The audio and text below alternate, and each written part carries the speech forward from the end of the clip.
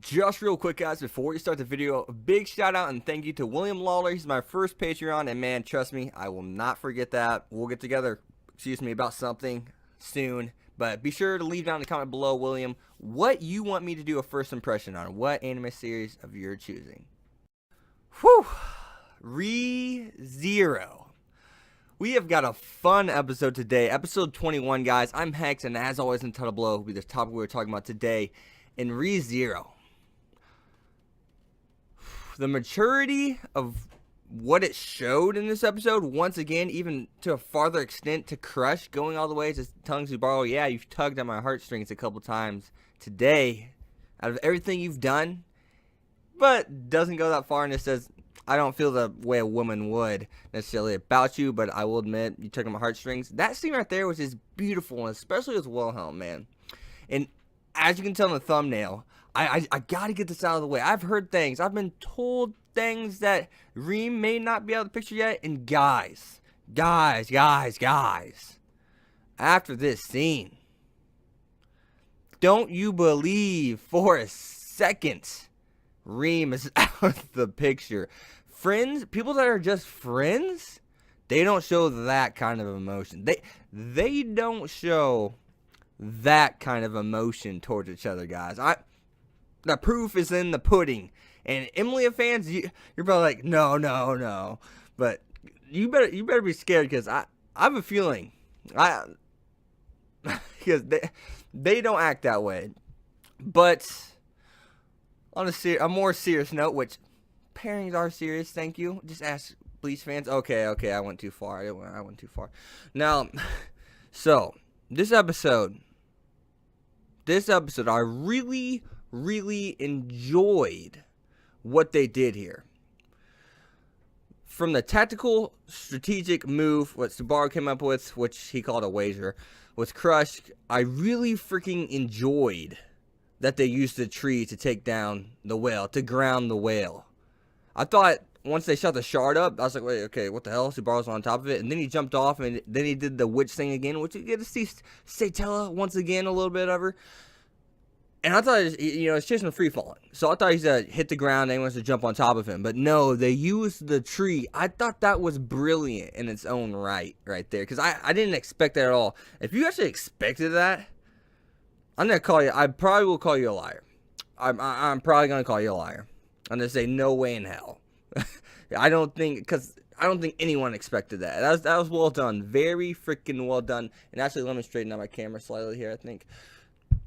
Very well done. Like, White Fox, why don't studios go this hard for an anime? Why don't they follow the source material this well every time? It's as if they think the studio does it better than the writers, which the writers are getting paid millions to do.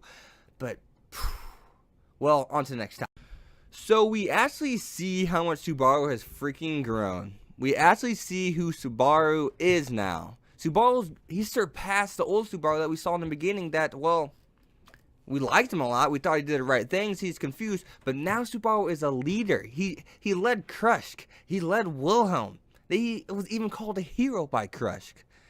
And man, at the end of the day, you just gotta feel good about that. I mean, and I also love Subaru's maturity in the whole Crush scene and whatnot.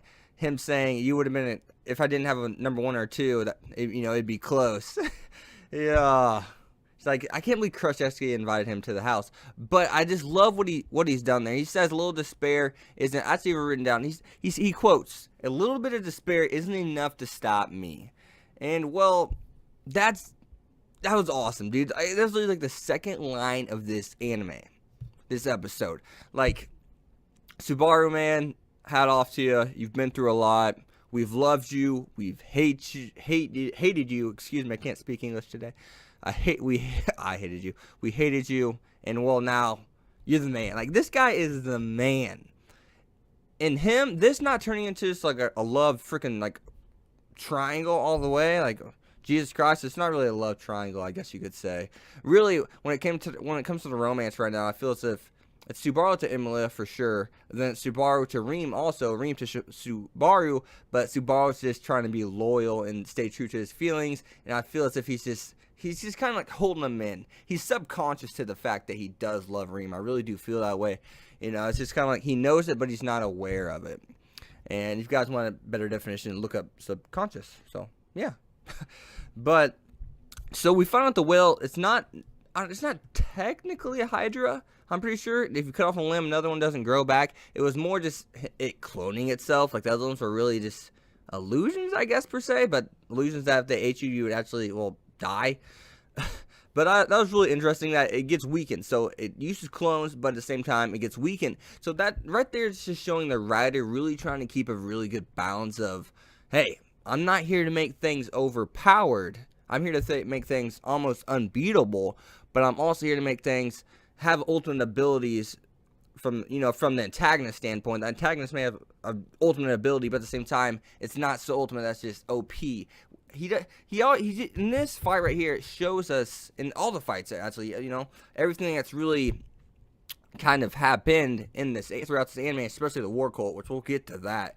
Oh God, season 1's gonna end with a bang. Season 1's gonna end with a bang. Now, the white whale, that whole like war zone, he made it feel like war. Like it felt like freaking war. And well,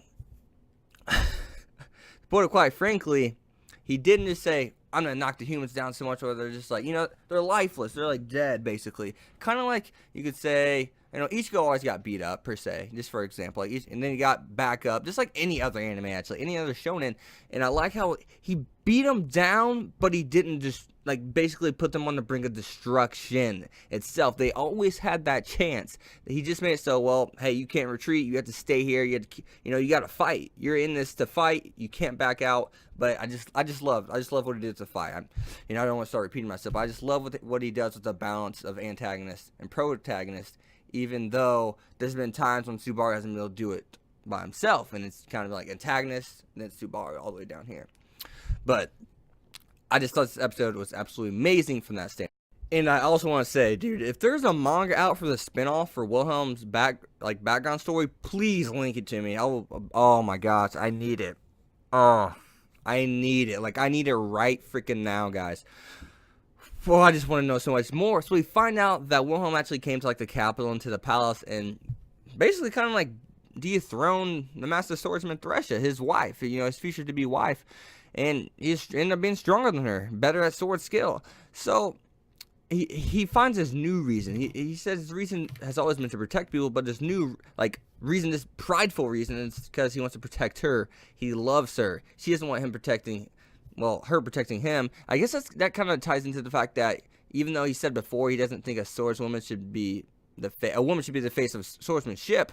So I guess that really makes sense. And well, Thresha just goes for it. I mean, I really loved what they did with that scene, and that's why I just want to know so much more about Wilhelm. And the fact that he would never say, he's always shy to say he loves you to Thresha. He's just like, I do. And when he defeated the whale and screamed, I love you, I was like, you're the fucking man, Wilhelm. Like, oh my, dude, this anime is just, and putting the topping on the cake or whatever, the cherry on top. The little cat girls are so freaking adorable, dude, and they're so fucking strong. Like, oh my gosh, oh man.